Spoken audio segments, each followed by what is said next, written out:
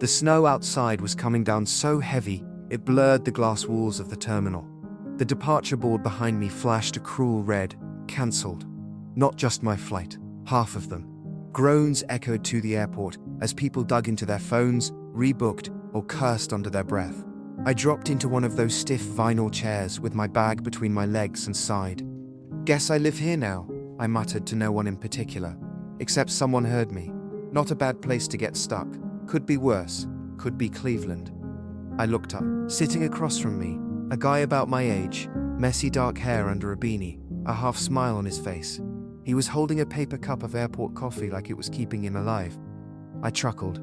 "You're saying an airport floor is better than a whole city?" "Depends on the city," he shot back. Then, after a pause, "I'm Alex." I gave him my name, and that was that.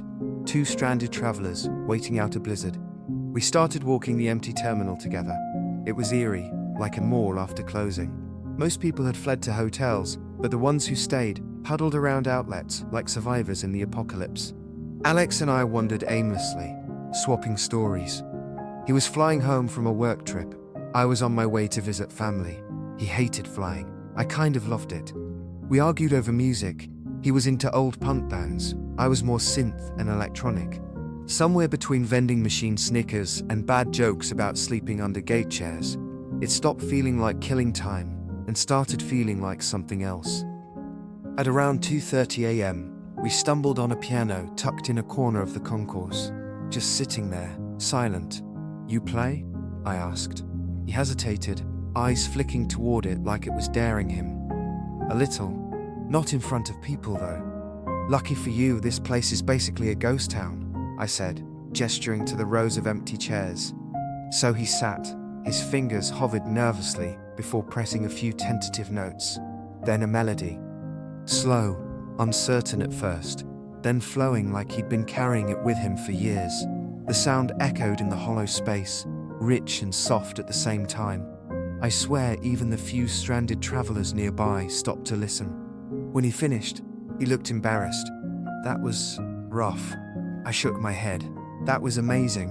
Like forget cancelled flights. I'd buy a ticket just to hear that." And for the first time since meeting him, he blushed. The hours bled together. We sat on the floor against the window, watching the snow pile up on the runway lights.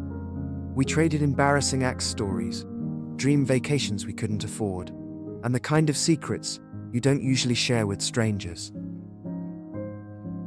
At one point, he admitted he'd always wanted to backpack through Europe, but never had anyone to go with. Without thinking, I said, "Take me." He looked over, amused. "We met, what, 5 hours ago?" "Yeah," I said, grinning.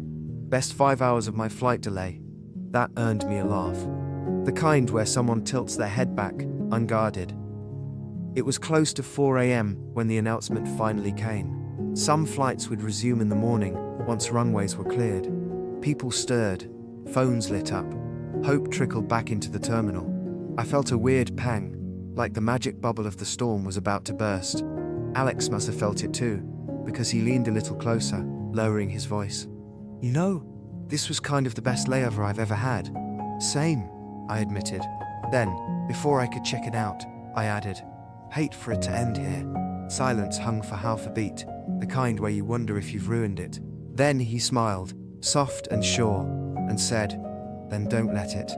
He leaned in, and in that half-empty, fluorescent-lit terminal, with snow still swirling outside, I kissed a stranger who didn't feel like a stranger anymore. We exchanged numbers before splitting off to different gates in the morning.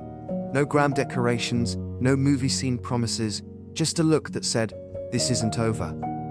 And it wasn't.